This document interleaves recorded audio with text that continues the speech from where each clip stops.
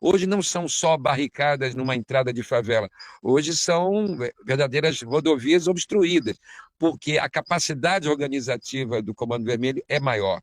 Mas é maior por quê? Porque ele sobrevive, porque ele depende do arrego que ele paga para a estrutura de segurança pública, ele depende do tráfico de drogas, do volume dos negócios dele para pagar esse arrego. Fala, seus mal diagramados, é difícil termos semanas totalmente sossegadas nesse país.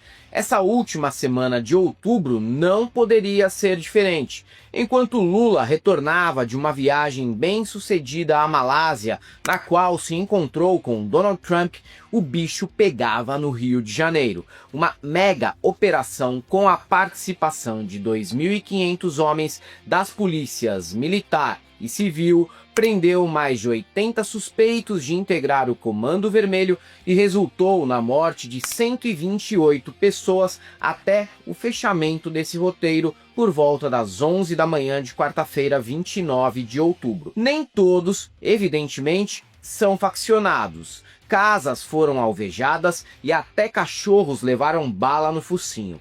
Longe de mim defender bandido que morreu nessa operação, que eu não vou mesmo, esqueçam. Mas só não lamenta os efeitos colaterais à população trabalhadora numa situação como essa quem não tem empatia ou quem nunca terá a menor chance de ser atingido colateralmente por algo assim. Batizada como Operação Contenção, a ação ocorreu nos complexos da Penha e do Alemão, na Zona Norte. Também foram apreendidos mais de 93 fuzis e meia tonelada de drogas. Até agora, 4 policiais foram mortos e um deles não fazia nem 30 dias que estava na PM. O cenário nas ruas da região era de guerra, enquanto nas zonas sul e oeste reinava a paz. Um contraste típico de um país em que você pode viver na faixa de Gaza ou na Suíça sem nem sair da mesma cidade. Logo após a operação, o governador Cláudio Castro fez um palanque político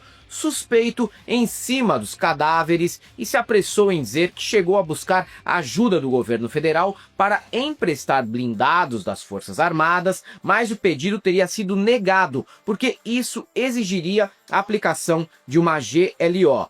Dessa vez, essa ajuda foi pedida ao governo federal. Se foi pedido, por que não vieram? Ou não foi Não foram pedidas dessa vez porque nós já tivemos 3 negativas.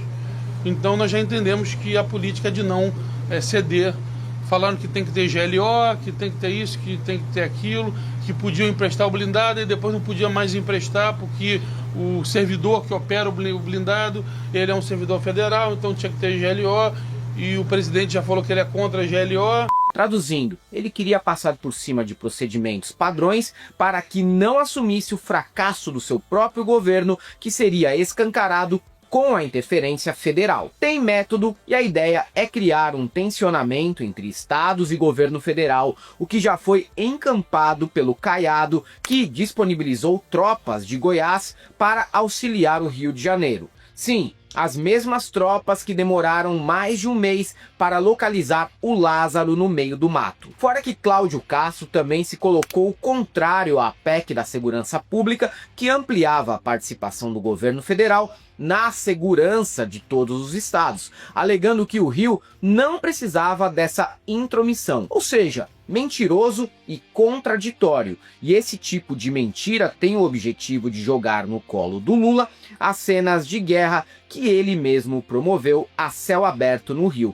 Eu tomei a decisão acreditando que política de segurança pública se faz com um diálogo, com integração, pedir ao governo federal, então, imediatamente 10 vagas para transferência imediata desses 10 criminosos de maior periculosidade. Situação que logo em seguida gerou críticas e ataques coordenados ao governo federal, como se os últimos 806 governadores de direita do Rio nada tivessem a ver com o caos instaurado por lá. Junte a isso um outro movimento suspeitíssimo que surgiu nos últimos dias. Flávio Bolsonaro pediu na semana passada que Donald Trump bombardeasse a Baía de Guanabara para exterminar o narcoterrorismo. Perceba que há uma mudança também na terminologia usada para se referir a esses criminosos. Antes, eles eram chamados simplesmente de traficantes. Alan dos Santos apareceu dizendo que Jair seria o único a combater o crime organizado, sendo que nos 4 anos em que o inútil ficou na presidência, o máximo que ele fez foi flexibilizar o porte e a posse de armas, o que gerou um fortalecimento no arsenal do Comando Vermelho e do PCC. E podemos retroceder mais um pouco e lembrar que a direita estava de acordo em classificar as facções como organizações terroristas, para que isso facilitasse a intervenção dos Estados Unidos no país. Dificilmente os discursos e ações estão isoladas e desconectadas. O debate em torno disso continua a ser pura simulação. Na direita, imbecis convictos, como aqueles esquisitos do MBL, juram que basta fazer aqui o que foi feito em El Salvador para resolver a situação. Na esquerda, tem gente que se apressou em dizer que lamentava a morte de 60 trabalhadores, caso do Jean Willis. Um pouco precipitado, diria bastante até. Que tem trabalhadores no meio é evidente. Que se lamente que inocentes estão envolvidos involuntariamente e que a cidade virou um caos porque a operação não calculou direito à reação, idem, mas parte da esquerda deveria parar de uma vez por todas em relativizar bandidagem. Quem empunha uma arma e mira contra a polícia sabe o risco que está correndo. Ou Lula se coloca como o cara que vai para cima do crime organizado e perde votos de pissolistas delirantes, ou algum aloprado que caga e anda para o favelado trabalhador vai tentar resolver isso da forma mais atroz possível, sem medir consequências. Enquanto o Rio vivia um cenário de gore, com homens decapitados, decepados e estropiados no meio da rua, a extrema-direita fazia politicagem barata nas redes. Cláudio Castro, que estava apagadíssimo no fraco mandato que ganhou de mão beijada de Wilson Witzel, foi até cogitado como o próximo presidente do Brasil por ter feito uma faxina no Rio, como disse Nicolas Ferreira. A maior faxina da história do Rio de Janeiro. 60 criminosos mortos que estavam criando um cenário de guerra em um local onde as pessoas são subordinadas ao tráfico.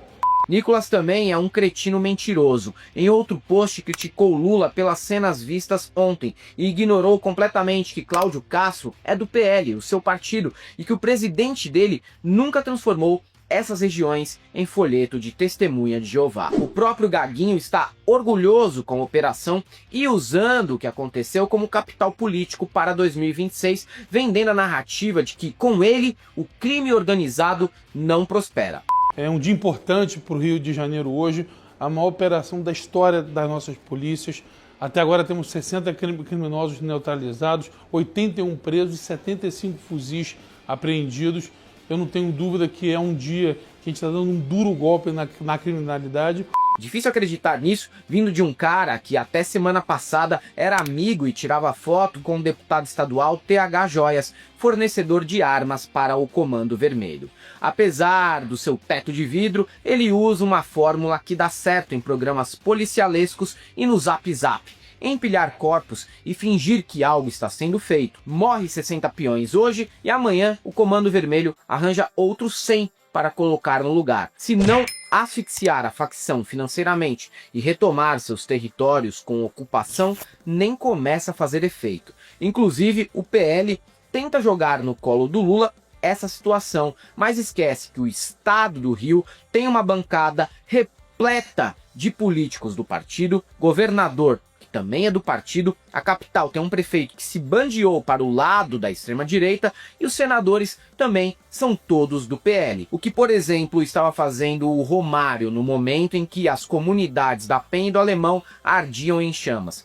Preocupado com as suas prioridades, como participar de podcast, organizar futebol beneficente e jogar futevôlei. Nem uma palavra sequer sobre bandidos usando drones contra policiais. Todo mundo sabe o que ocorre. Sabe que perdemos soberania sobre certas regiões e o direito de ir e vir da população foi afetado, mas tem oportunista vendendo solução mágica, prometendo ser um novo Bukele ou com papinho cansado sobre o bandido ser sempre e somente vítima da sociedade. A questão é que a sociedade cansou de conversinha mole e promessa furada que até hoje pouco avança em resolver uma situação de guerra civil contínua. E em 2026, esse assunto será extremamente importante e delicado para a eleição. Não vai dar para a esquerda criticar polícia quando mete bala em bandido e muito menos para a direita se deleitar com efeitos colaterais e colocar no mesmo balaio traficante e favelado trabalhador, como se fosse tudo a mesma coisa só porque são pretos ou quase pretos de tão pobres. Como é que ele trata o problema da violência? Procurou destruir aquele programa do CIEPS, a escola pública está daquele jeito, professorado em crise, praticamente o ensino público desmantelado, o particular indo no mesmo caminho. Quer dizer, as causas de tudo isso completamente abandonadas. E ele incentivou a repressão. As favelas são guetos de inimigos. Tem que invadir as favelas. Que coisa mais escandalosa do que esta. Agora, tudo senhor, é culpa da favela. Então, combate. Que programa e teve pior esse, é a matança. O escândalo da matança. Eu não sou isentão, mas se o crime está unido para dominar o Estado não deveria estar fragmentado neste assunto. É isso aí, galera. Para quem gosta do nosso canal, nós temos nosso apoio, seja membro, Pix e conta jurídica, caso vocês queiram e possam fazer uma colaboração para que a gente continue por aqui produzindo conteúdo para vocês. Não deixem de conhecer as nossas redes sociais, as nossas camisetas na El Cabriton e o nosso curso no ICL, o Instituto Conhecimento Liberta. E para todos aqueles que não acham que as declarações do Cláudio Castro não foram feitas de caso pensado para abalar o governo federal, só temos uma coisa para te dizer: não passarão.